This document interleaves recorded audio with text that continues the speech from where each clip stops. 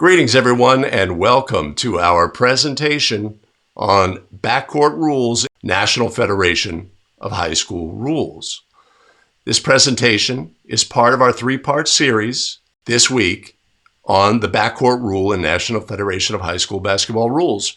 And our promise is simple. At the end of this three-part series this week, you will absolutely be able to adjudicate backcourt plays correctly 100% of the time.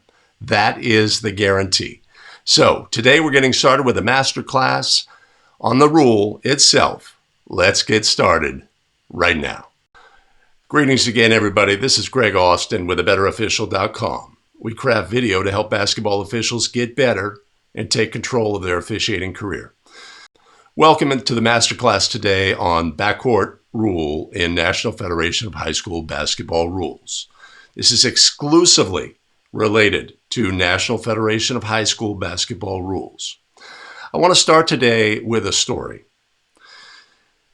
I was officiating a varsity game. The game before mine was officiated by a young official named Philip, who I observed part of his game that he was working. And there was a play. There was a backcourt play or a possible backcourt play. Philip was the calling official, made no ruling on the play. Coach got really animated, and it was clear that not only was the ruling incorrect, but what was clear is the processing that was going on in the young official's mind during and after the call or the no call in this instance. The processing was taking him out of his game. For the next several minutes in the game, he was off. He was distracted, and you could see why. He was still staying with the ruling or the possible ruling, and this affected his game. After his game, we discussed the play scenario, we discussed the simplicity of the rule, and brought clarity to Philip. Now let's fast forward. The following year, Philip gets a playoff assignment, and he calls me and tells me, hey, I had a backcourt play in my playoff game. And it's boom, I nailed it. I processed it right away. I made the call correct. And the tips you gave me were just so huge in giving me both the ability to make the proper ruling and the confidence to know that my call was correct. And so I could move through the game, etc. And he thanked me for that. And I said, thank you. Thank you for applying the things that we bring to officials so that they can take them with them onto the court where it's most important. All right. So here's the bottom line. This rule is simple. The situation, though, is complicated, and we're going to explain why. Let's get started with the masterclass.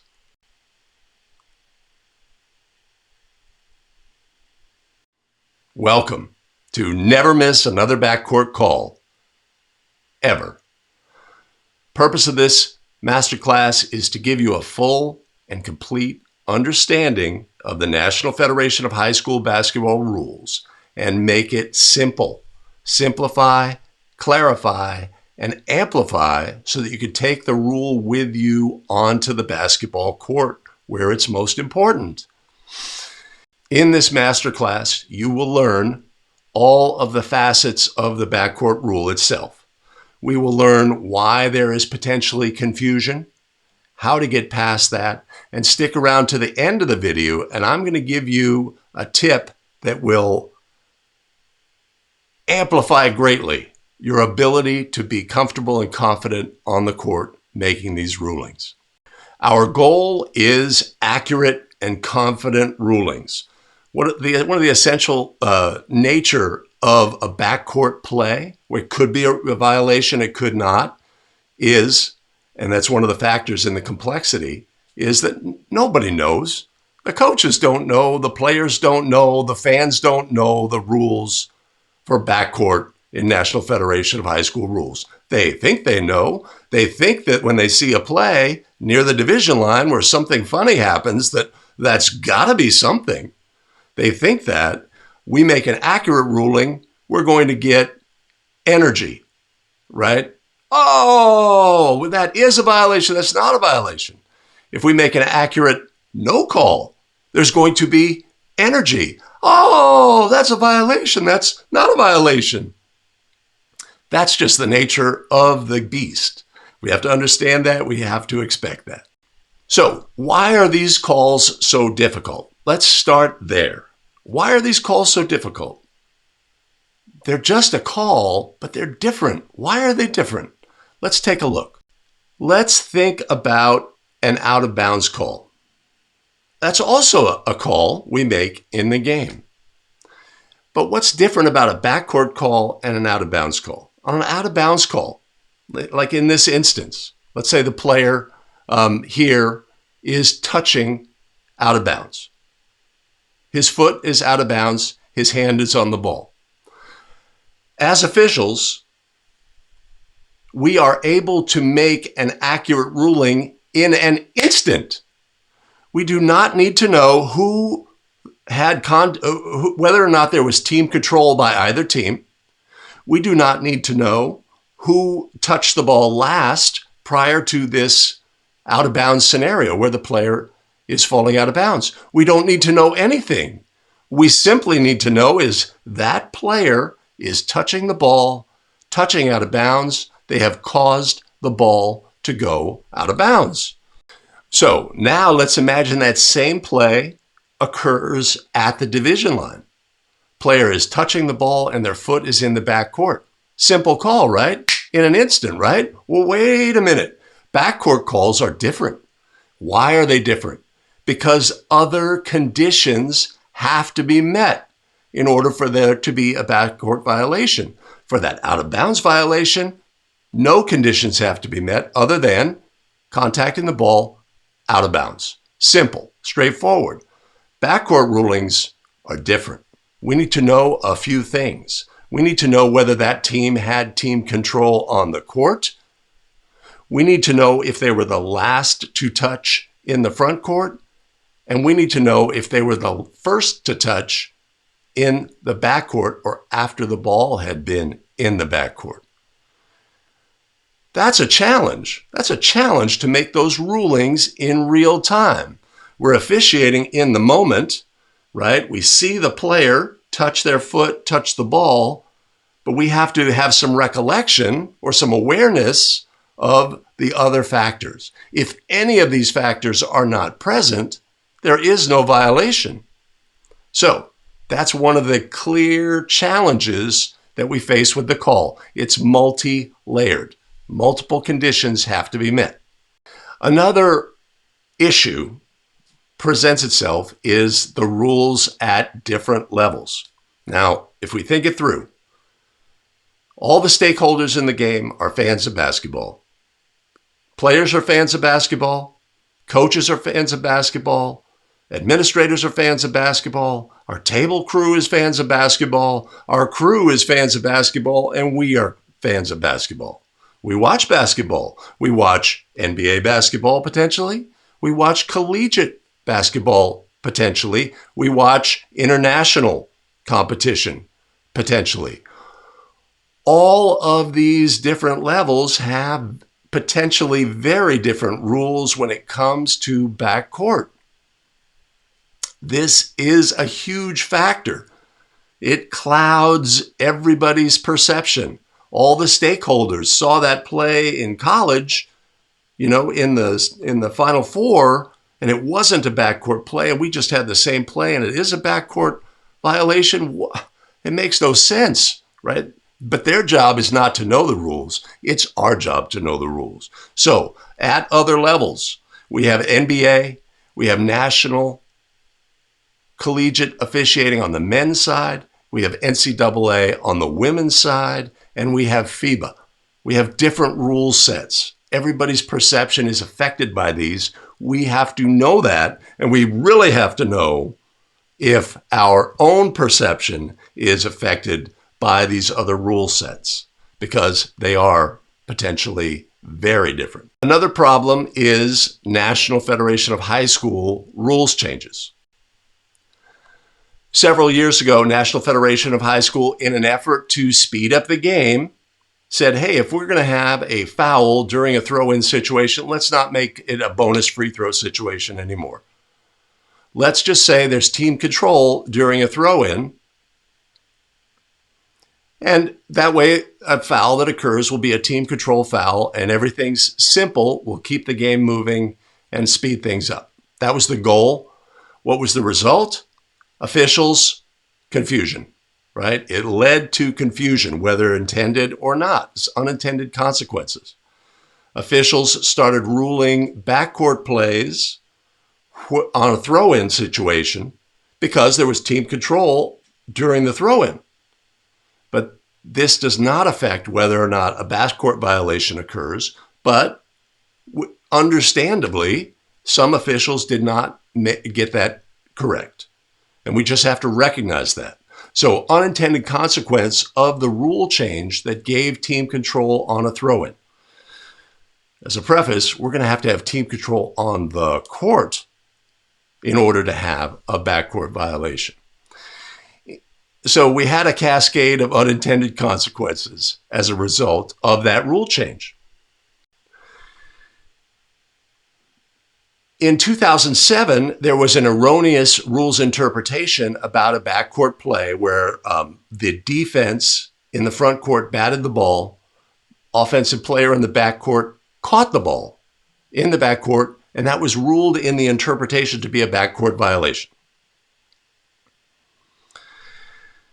This was an erroneous ruling. In 2018, in an effort to clarify that that interpretation was correct, NFHS added language to the rule and made it appear that there had been a rule change. Let's look at that language. Exception: any player located in the backcourt may recover a ball deflected from the front court by the defense. This language was added. Officials read the language, did not gain clarity, did not recognize it as simply an effort to correct the rule's interpretation, which was incorrect, and moved on, and there was confusion about the rule. That's the bottom line. So unintended consequences. NFHS makes a change or makes a clarification, and officials take it and run with it. The bottom line, I've seen it countless times. There's confusion related to these two changes.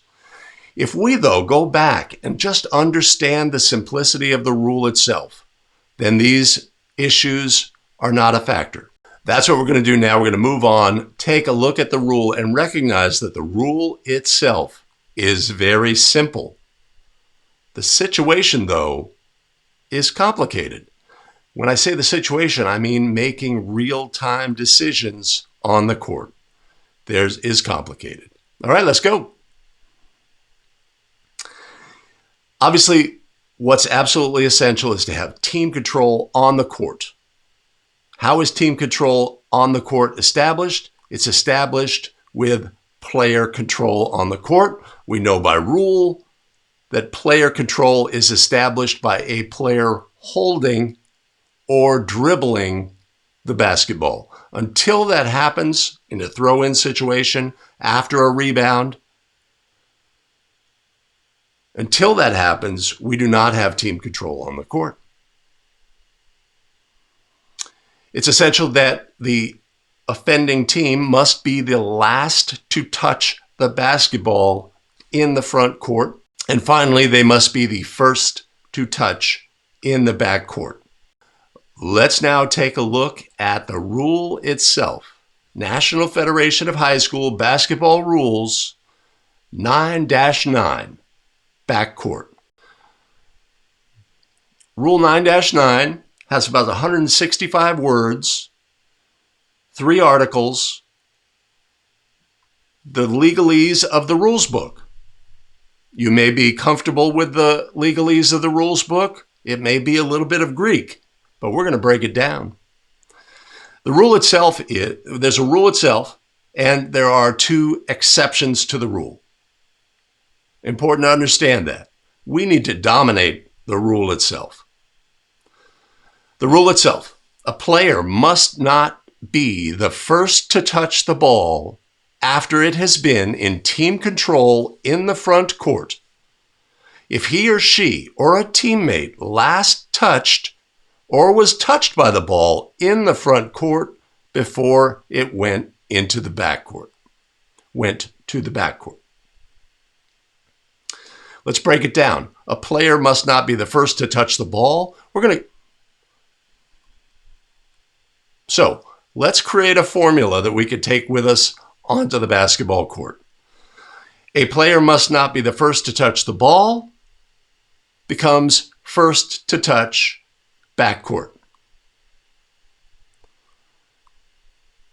After it has been in team control in the front court, converts to team control on the court. If he or she or a teammate last touched or was touched by the ball in the front court before it went into the backcourt, converts to last to touch front court. So that's our formula. Team control on the court, last to touch front court, first to touch backcourt. We can clarify first to touch backcourt. That will cover 99% of issues, but first to touch after the ball has been in the backcourt would be more accurate. But we want to keep things simple so that when we're on the court, we can process and make accurate rulings. We don't want to be burdened. We want to take a simple formula with us that will allow us to quickly, in real time, make the proper ruling. So we have the rule, we have the two exceptions. Let's look now at the two exceptions. Article 2, while in player and team control, Article 2, while in team and Article 2, while in player and team control in its backcourt, a player must not cause the ball to go from the backcourt to the front court and return to the backcourt without the ball touching a player in the front court, such that he, she, or a teammate is the first to touch in the backcourt. So we've explained this play. I'm going to go here. So we've explained this play in the past. Possible scenarios. A player in with backcourt status throws the ball. It contacts an official on the court. In the front court, the ball gains front court status, bounces back. That player or his teammate collects the ball. Backcourt violation by this exception. Another, player's holding the ball in the backcourt near the division line, spins the ball forward, like at a free throw line situation. The ball bounces in the front court and bounces back to them. Backcourt violation. Think of these scenarios. They're extremely rare, extremely rare. So we have this exception, Article 2, extremely rare, almost to the point that it can be ignored. But let's look at Article 3. During a jump ball throw-in or while on defense, a player may legally jump from his or her front court, secure control of the ball with both feet off the floor, and return to the floor with one or both feet in the backcourt. The player may make a normal landing, and it makes no difference whether the first foot down is in the front court or the backcourt. So to review, a player can jump from the front court in these jump ball, throw in, or while on defense. A player can jump from the front court, catch the ball in the air, both feet off the floor, catch the ball, land with backcourt status, either one or both feet or on the line. Doesn't matter what the landing is. It could be staggered. It's a natural landing. Legal by rule. So we have two exceptions. One of them is so rare that it can almost be ignored. The other, extremely common, very important that we have this exception and awareness of the rule in our back pocket as basketball officials.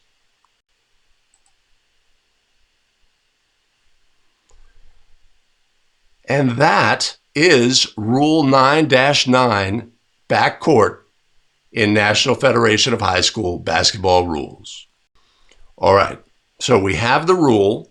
We have understanding of the complexity of the rule, right? We have to evaluate whether certain conditions are met, and whether they are all met, we have to do that in real time.